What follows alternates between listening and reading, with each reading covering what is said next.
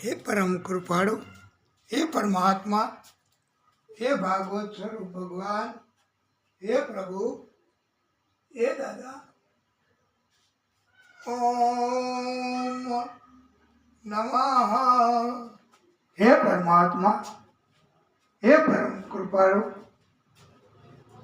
हे प्रभु, जो ध्यावे दुख बिन से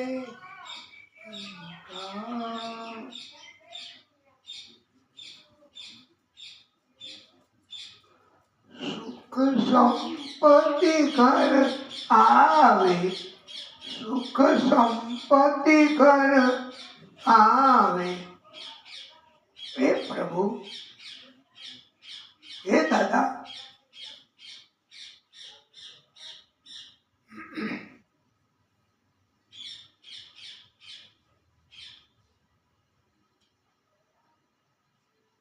एक ही मंत्र जपो अविराम, एक ही मंत्र जपो अविराम। श्री राम जय राम, जय जय राम। श्री राम जय राम, जय जय राम। राम तुम्हारे जीवन प्राण, जय हनुमान श्री जय हनुमान। राम तुम्हारे जीवन प्राण, जय हनुमान श्री जय हनुमान। जो कोई तुम्हारी महिमा गावे, जो कोई तुम्हारी महिमा गावे, सहज राम के दर्शन पावे, सहज राम के दर्शन पावे। दास को दो चरणों में स्थान, दास को दो चरणों में स्थान। श्री राम जय राम, जय जय राम। संकट मोचन कृपा निदान, जय हनुमान जय जय हनुमान। दुनिया चले न श्री राम के बिना, राम जी चले न हनुमान के बिना। दुनिया चले न श्री राम के बिना, राम जी चले न हनुमान के बिना। वाला भक्तो, त्रिकूट नामनो पर्वत જેને ત્રણ ટૂક, એક લોઢાની, બીજી સોનાની, ત્રીજી ચાંદીની, આ ત્રણ ટૂક એની તળેટીમાં ઊંડું મોટું તળાવ, એ કહેવાય તળાવ, પણ દરરોજ સતત બધા જીવ એમાં આવે અને આનંદ કરે। જલ એનાથી જુદી જુદી રમત કરે, તૃષા છુપાવે, સંતુષ્ટ થાય, પાછો વયા જાય। આવી રીતે એમાં એક ગજેન્દ્ર હાથી, એની પત્ની, બે બાળકો મદનિયા દરરોજ આવે, સૂંઢમાં પાણી ભરી ભરીને ઉડાડે। એમને બહુ અભિમાન હતું બળનું, પણ હવે એને કોણ સમજાવે? એનામાં બહુ બળ હતું હો, શરીર બળ.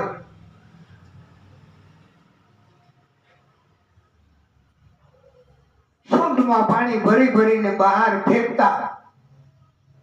બહારનો કચરો, પાણી અંદર આવે, ઢાળ તો અંદર જ હોય, એટલે બહારનો કચરો બધો તળાવમાં આવે. આવી રીતે બધું એમને.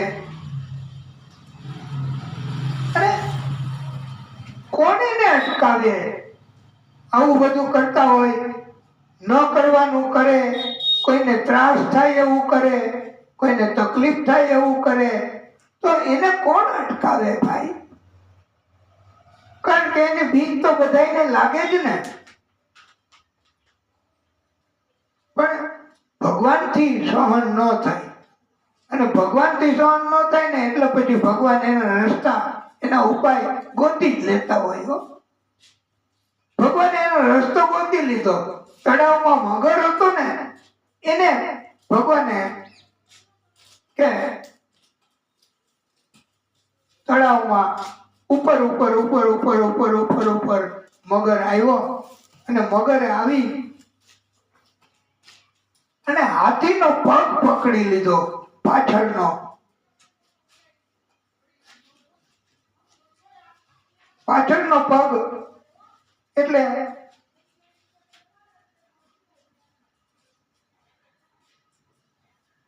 હાથી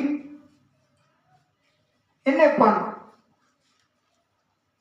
પેલા તો એવું થયું કે આ કોણ કોણ જાણે આવું કેમ કરે છે.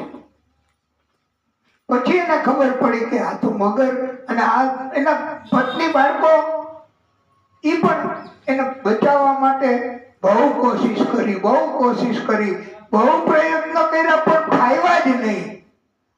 પછી ફાવે? પેલા ત્રાસ, તકલીફ, ન કરવાના કર્મો, અને પછી કઈ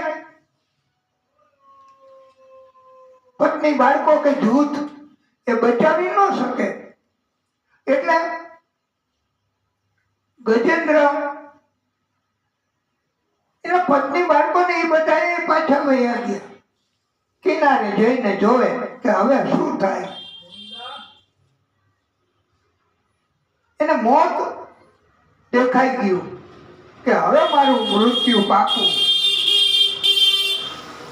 આવી રીતે વાલા ભક્તો બધાને મોત ઘટપણ કે એવો સમય આવે ત્યારે દેખાય, ત્યારે ભગવાનની યાદ આવે, ત્યારે ભગવાન એમને સ્મરણ કરવાની ઈચ્છા થાય.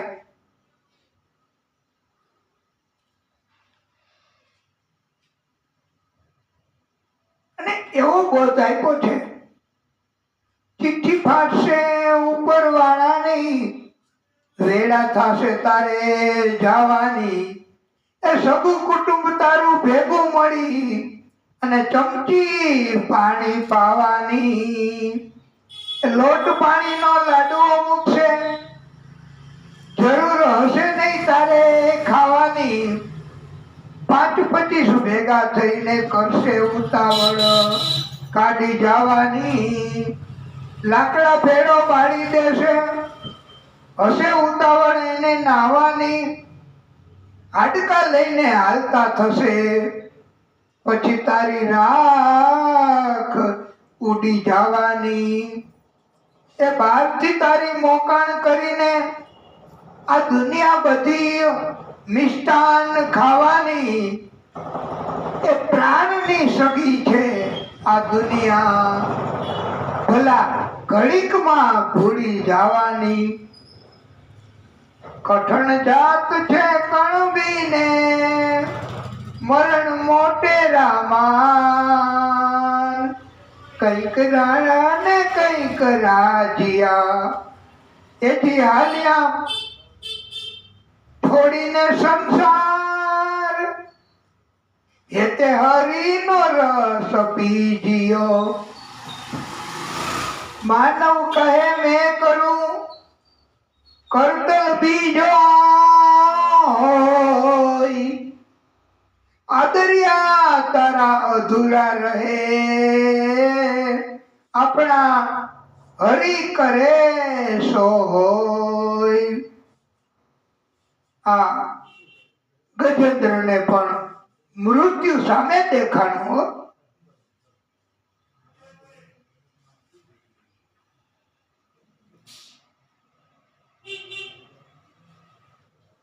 ગજેન્દ્રએ પ્રભુને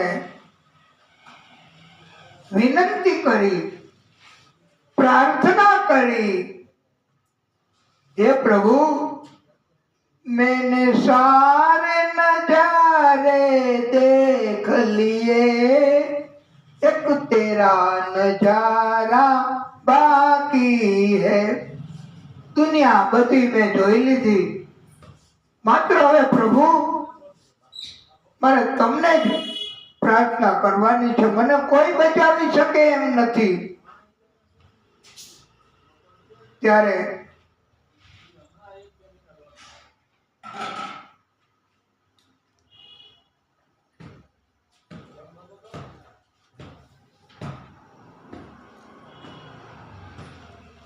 પ્રભુ એમણે અંતઃકરણનો અવાજ સાંભળી લીધો. પ્રભુ તરત હરી હ કહેતા ત્યાંથી રવાના થયા.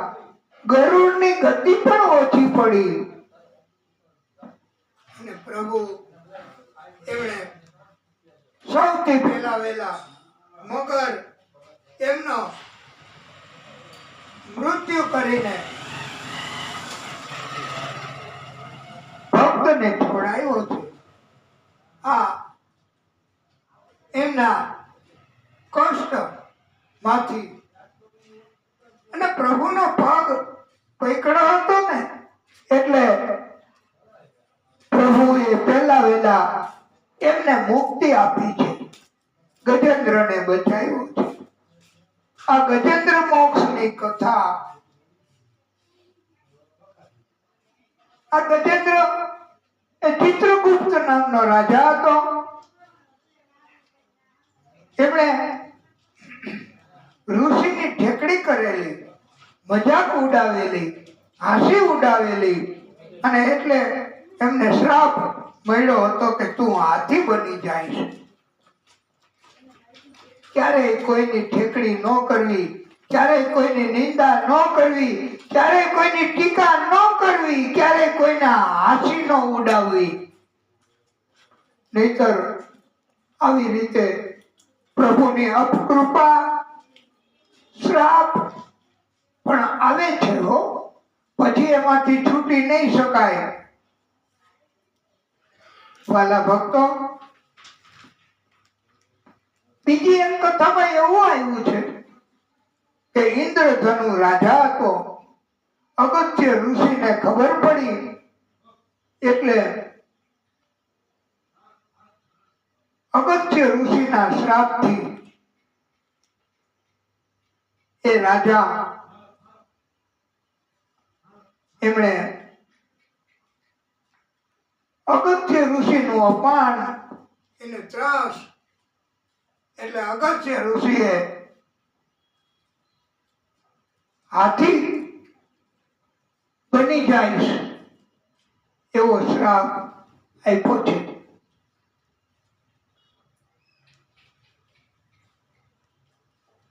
વાલા ભક્તો, ઇન્દ્ર દેવો એને અભિમાનના કારણથી પોતાના જ ગુરુ દુર્વાસા એમના ઉપહાર એટલે એમણે ભેટ આપી એનો અપમાન કરી ગુરુને ગુસ્સો થયો અને એમને ગુરુ તરીકેનું પદ લઈ લીધું પાછું. અને હવે એવો શ્રાપ કે તમે અત્યારે જ સંપત્તિ રહિત થઈ જાશો. જાઓ, એટલે એ સંપત્તિ વગરના થઈ ગયા. પછી કરવું શું? ઇન્દ્ર અને દેવો અને બધાએ ત્યારે ભગવાનની પાસે ગયા. અને ભગવાન છે એ ભક્તોને હંમેશા મદદ કરે જો, એનું આ પ્રમાણ છે. અને ભગવાને મદદ કરી, કૃપા કરી કે તમે હવે દેવો દૈત્યોની સાથે યુદ્ધ કરીને જીતી નહીં શકો, કારણ કે તમારી પાસે સાધન નથી, હથિયાર નથી, માણસો નથી. તમે એની સાથે ઝઘડા કરીને જીતી નહીં શકો. તમે એની પાસે સંધિ કરો, સમાધાન કરો. એટલે અને સમાધાન કર્યા પછી સમુદ્રનું મંથન કરો. જે કઈ નીકળે એમાંથી અડધું અડધું લઈ લેવું. અને હું તમને સતત દરેક તબક્કે મદદ કરીશ. એટલે સમુદ્ર મંથન શરૂ કર્યું. એમાં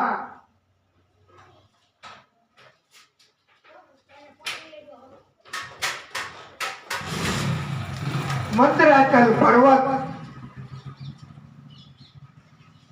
એને સમુદ્રમાં પધરાયો. દોરડા તરીકે વાસુકી નાગ એને પણ સેવા લીધી. વાસુકી નાગની ગરુડ એમની પણ સેવા લીધી પર્વતને ઉચકીને સમુદ્રમાં પધરાવવા માટે. દેવો બધાય વાસુકી નાગના મુખ પાસે ઉભા રહ્યા. તો દૈત્યએ કીધું કે તમે તો કપટી છો, તમે એને મુખ પાસે શું કામ શંકા કરી? દેવો ન્યા ઉભા રહ્યા ને તો શંકા કરી દેવો ઉપર. અને કે ના, અમારે ઉભું રહેવું છે. દૈત્યોએ વાંધો કર્યો અને દેવોને જરૂર હતી. તો એ કે હાલો ભાઈ, તમે અહીંયા ઉભા રહ્યો, અમે ત્યાં પૂંછડા પાસે ઉભા રહીશું. વાસુકી નાગના પૂંછડા પાસે દૈત્યો ઉભા રહ્યા. અને દેવો બધાય દેવો મુખ પાસે હતા, પૂંછડા પાસે વયા ગયા. અને સમુદ્ર મંથનની કથા શરૂ કરી. વાસુકી નાગ એને કષ્ટ થવા લાગ્યું. એના મુખમાંથી કષ્ટના કારણથી ઉચ્છ્વાસ, એવો ઉચ્છ્વાસ નીકળ્યો કે દેવો બધાએ કાળિયા થઈ ગયા. આ દૈત્યો બધાએ કાળિયા થઈ ગયા, મુખ પાસે ઉભા હતા ને એટલે. અને ત્યારે દેવોને ખબર પડી કે ભગવાને કર્યું એ બરોબર કર્યું. ભગવાને આપણને પૂંછડા પાસે રાખી દીધા. તો ત્યારે આપણને એવું હતું કે અહીંયા આપણે, પણ પછી ખબર પડે કે હવે ભગવાને કર્યું એ સારું કર્યું. ભક્તો માટે ભગવાન ક્યારેય અહિત નથી કરતા હો.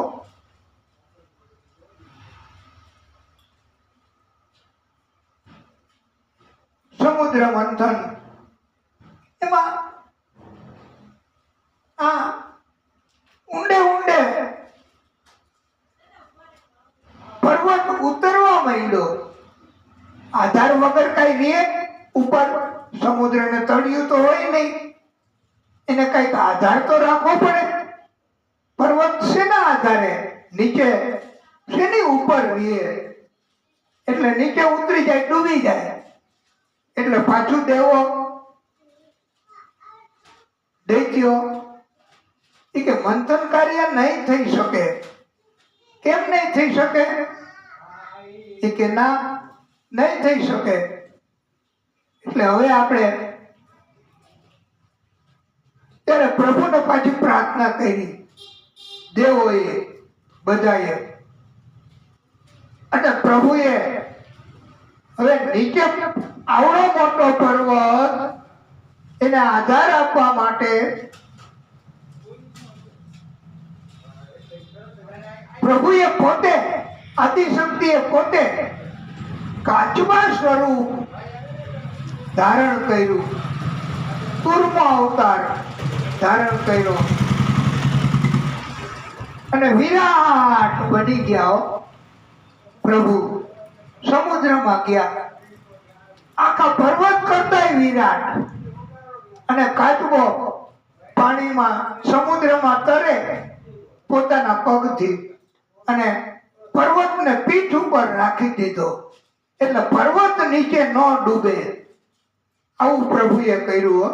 પ્રભુ હંમેશા ભક્તોને બહુ મદદ કરે છે ભાઈ.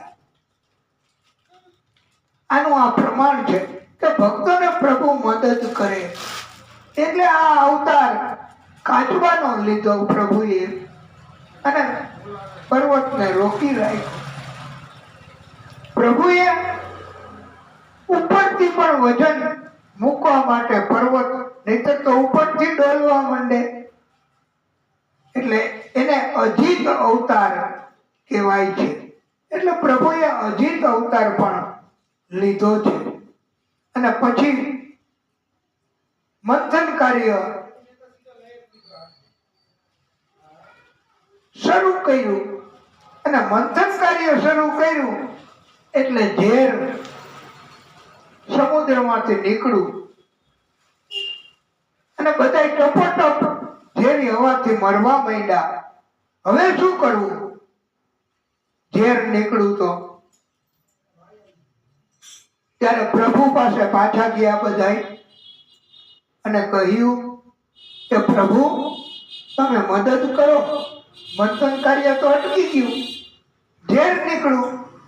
એટલે તો પ્રભુએ કીધું કે એ મારું કામ નહીં, એના માટે તો તમારે હું તમને કઈ મદદ નહીં કરી શકું. ઝેર નું શું કરવું? ઝેર કોઈ પીએ તો ઝેર એના ઉપાય પ્રભુ બતાવે તો આપણે ટૂંકો વિરામ પછી ઉપાય બતાવશું કે જેથી કરીને કોઈને ઝેર ન થાય. હા, ઝેરનો ઉપાય બતાવશે પ્રભુ. બોલીએ ભાગવત ભગવાન કી જય. હે પ્રભુ, હે ભાગવત સ્વરૂપ ભગવાન,